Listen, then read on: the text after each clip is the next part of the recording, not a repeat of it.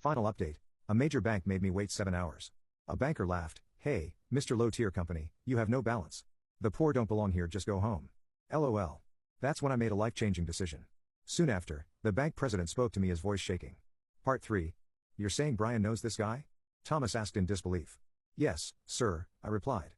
The person you were just mocking and tapping on the head earlier is the son of my benefactor and a very important client, whom I personally invited to the bank. Brian said this, glaring at Thomas with disdain. His voice was cold and firm.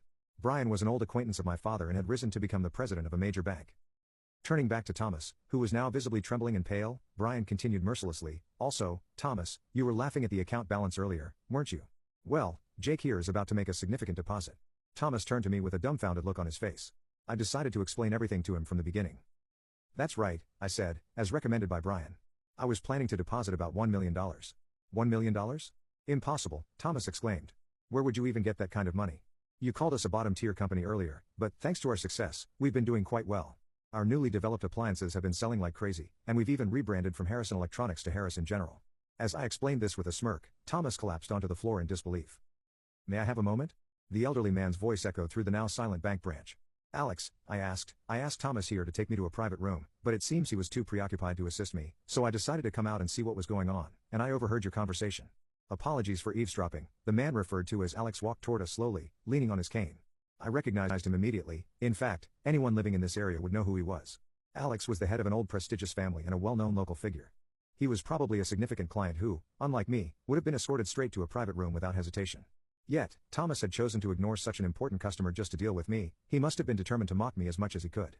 When Alex got closer, he placed a hand gently on my shoulder and said, "Brian, this young man is remarkable." Even when faced with provocation that would tempt most men to lash out, he remained calm and composed. "I doubt you'll find anyone more level-headed or patient." "You're absolutely right," Brian agreed. "I too believe Jake here is more mature and composed than anyone I know." "Thank you very much," I replied, feeling humbled to hear this. Being praised by two men from my father's generation at the same time, I couldn't help but feel a bit embarrassed as I thanked them. Meanwhile, Thomas, still sitting on the floor, looked completely defeated, as if the life had been drained out of him. Later, after the branch closed, we gathered in the private meeting room to investigate Thomas.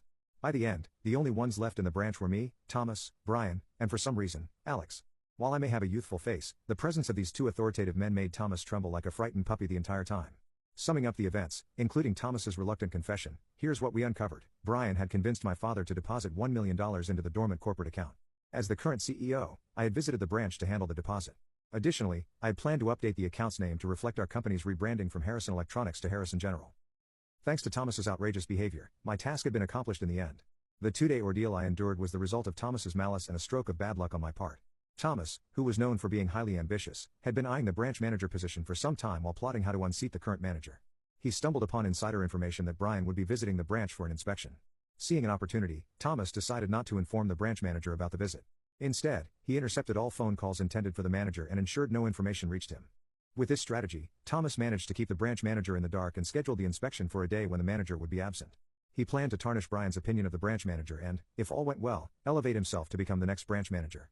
Thomas had heard in advance that a major client would be visiting soon, but he was convinced that the prominent local figure Alex was the important client Brian had invited. Thomas never imagined that I was the CEO of the rapidly growing electronics company, Harrison General, instead assuming I was just a poor young nobody and continuing to treat me with a condescending and unpleasant attitude.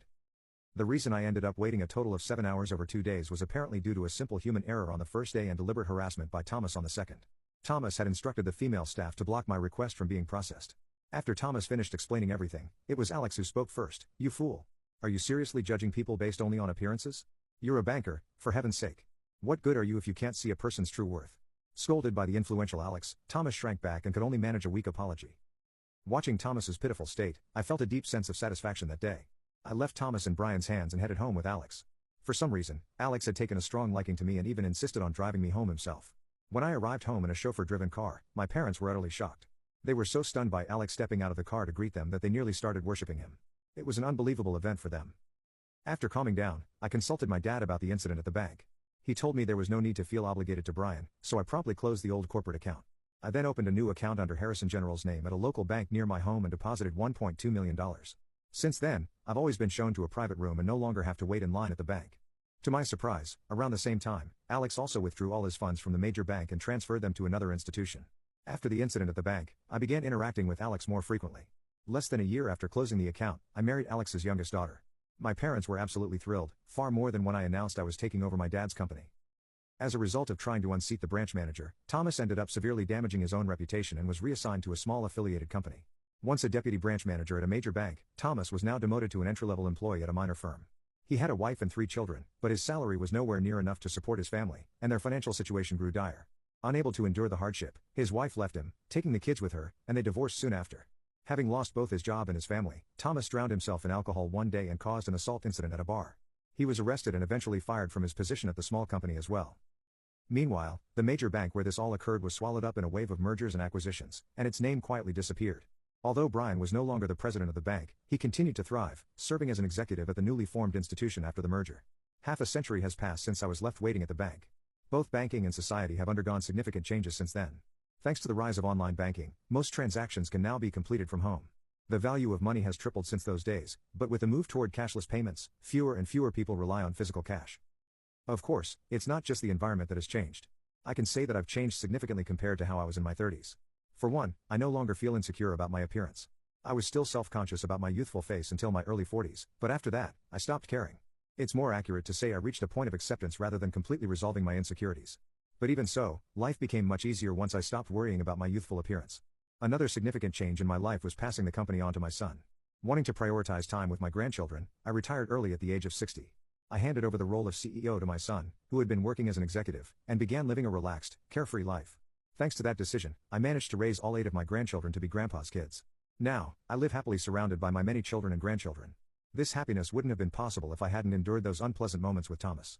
That negative experience ultimately led me to meet my beloved wife. Even bad experiences can lead to something wonderful. As I looked at the deep wrinkles on my wife's smiling face, I couldn't help but feel grateful for how everything turned out.